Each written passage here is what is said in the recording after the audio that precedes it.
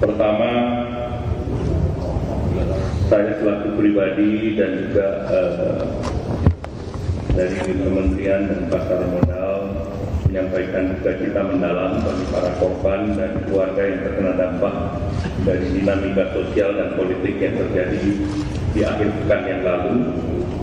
Dan secara khusus kami ucapkan bela sungkawa dan yang sedalam-dalamnya untuk keluarga almarhum yang tercatat sejauh ini, almarhum Afan Kurniawan dari Ojek Online Jakarta, kemudian Ibu Sarinawati, pegawai DPRD Makassar, Pak Saiful Akbar, pegawai DPRD Makassar, Pak Muhammad Akbar Basri, pegawai DPRD Makassar, Pak Budi Haryadi, Satpol PP Kota Makassar, Saudara Rusdam Diansah dari Makassar, Saudara Sumari dari almarhum dari Surakarta, almarhum Reza Sendi Pratama dari Yogyakarta.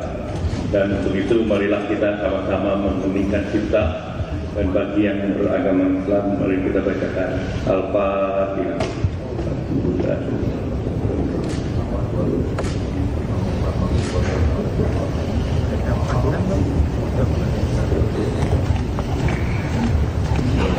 Amin.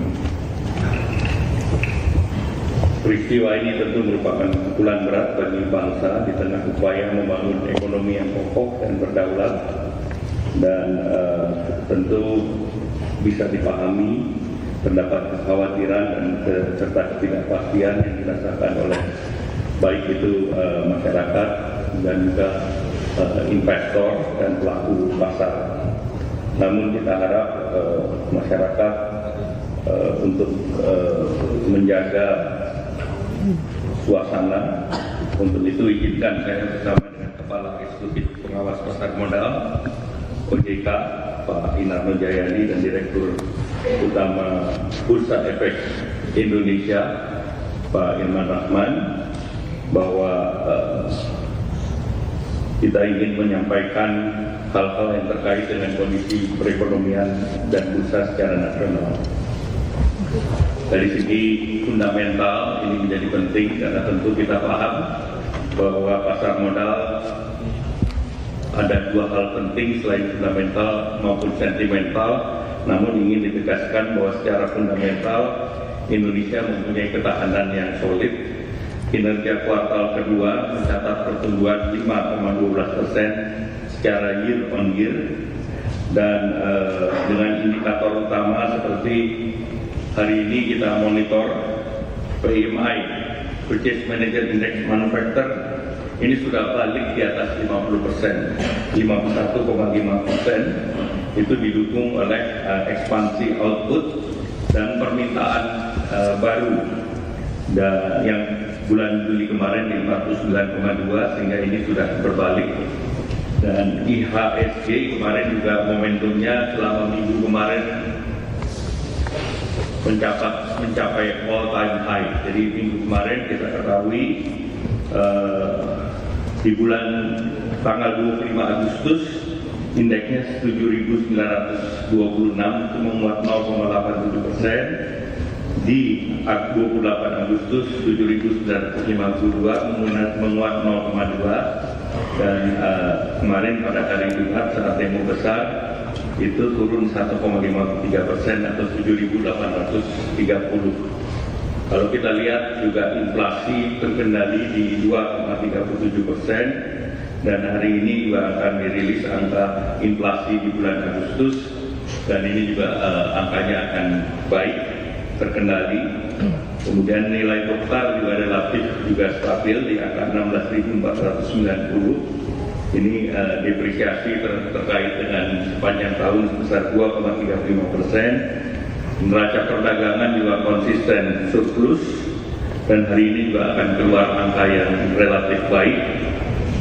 Kemudian konsumsi domestik masih kuat, mobilitas masyarakat tetap tinggi, kenaikan belanja retail baik offline maupun online naik, dan pemerintah terus mendorong stimulus untuk daya beli terutama menjelang nanti Natal dan Tahun Baru. dan di bulan Agustus ini program diskon 17% di perusahaan-perusahaan retail ini juga berjalan dan menjadi event yang meningkatkan perdagangan. Dari segi investasi kita lihat import barang modal tumbuh kuat di 32,5% di kuartal kedua. Industri positif tadi sejalan dengan PMI adalah tumbuh secara year on year di kuartal kedua 5,08%. Artinya ekspansi potensial di kuartal ketiga. Kemudian terjadi perputaran uang dan transaksi di berbagai provinsi menunjukkan tingginya tingkat pertumbuhan dan aktivitas ekonomi secara spasial. Terkait dengan situasi terkini dengan fundamental ekonomi yang solid, pemerintah yakin dampak dan dinamika sosial politik yang terjadi terhadap ekonomi harapannya bersifat jangka pendek dan pemerintah terus mendorong optimisme untuk jangka menengah dan jangka panjang. Untuk mencapai target pertumbuhan 5-5,2%, pemerintah terus menyiapkan strategi ke depan, di mana semester kedua ini kenaikan investasi diharapkan bisa mencapai di atas 900 triliun.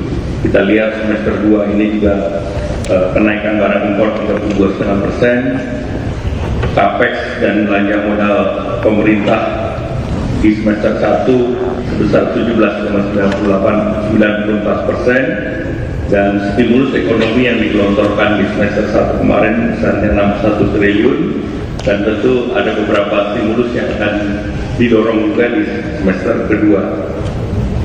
Realisasi belanja diharapkan di semester ketiga ini bisa mencapai 25% atau angkanya 694, dan harapannya ini juga menjadi salah satu pendorong pertumbuhan.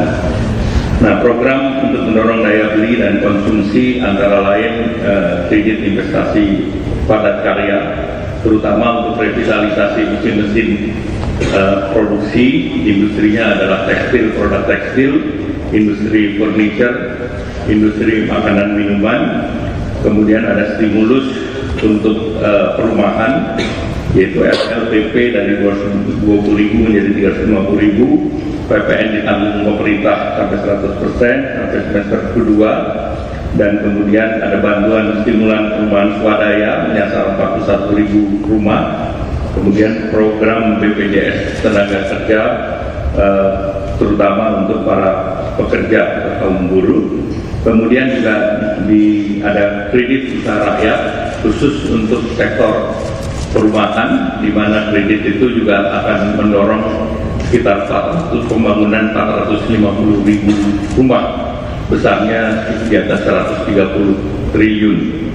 Nah, kemudian stimulus pariwisata akan diberlakukan seperti Nataru kemarin, nanti akan segera juga diumumkan.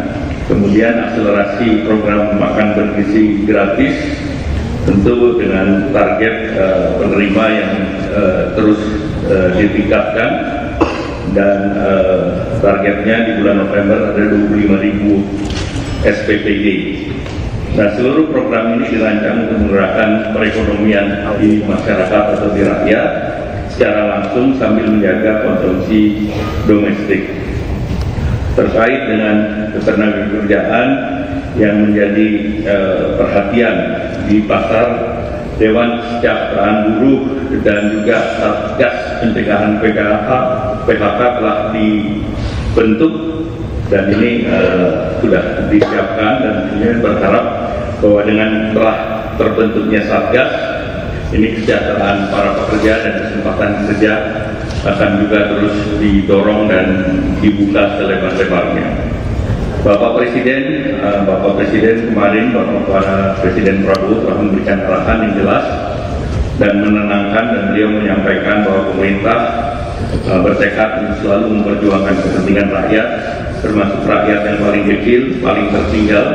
Bapak Presiden juga memberikan arah pentingnya persatuan dan kesatuan untuk mengajak kita bersama menjaga persatuan nasional dan untuk tidak mudah diadu domba.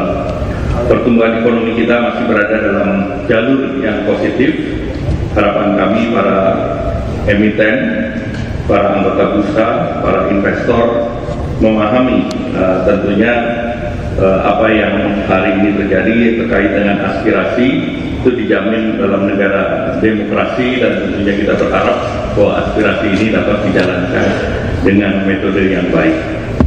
Pemerintah terus berkomunikasi aktif dengan para issuer atau emiten atau anggota dan juga anggota bursa dan para investor untuk memastikan bahwa rencana investasi tidak terganggu dan diharapkan seluruh kegiatan bisa berjalan sesuai jadwal, dan pemerintah komit untuk responsif terhadap apa yang berkembang dan aspirasi masyarakat melalui jalur yang konstruktif, dan ini menunjukkan pemerintah menjaga stabilitas dan juga selalu menghormati aspirasi yang timbul dari berbagai kelompok masyarakat.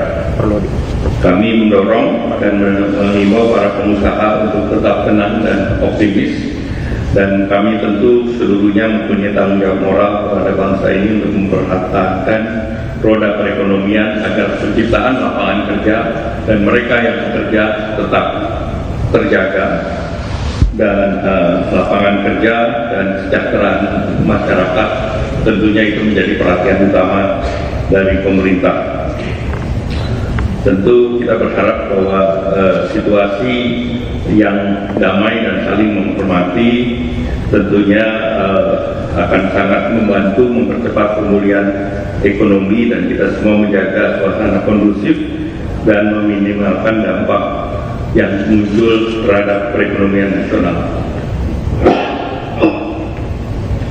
Untuk pelaku pasar modal, saya ingin menegaskan bahwa pemerintah mempunyai kapasitas dan komitmen untuk menjaga stabilitas ekonomi.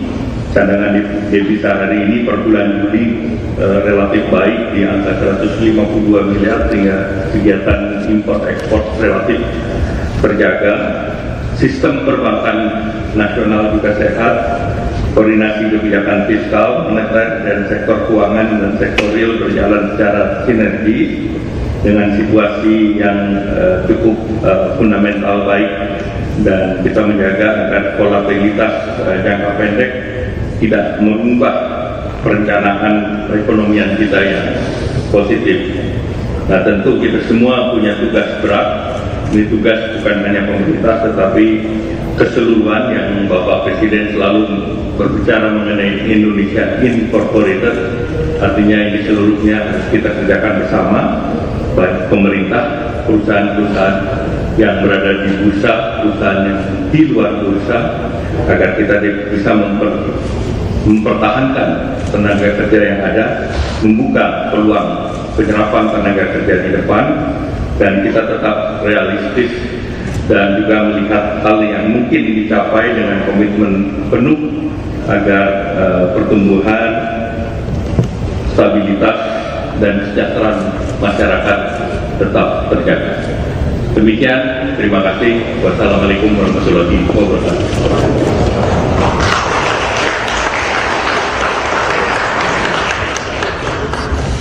Baik, terima kasih, dan terima kasih. Tidak ada tanya jawab.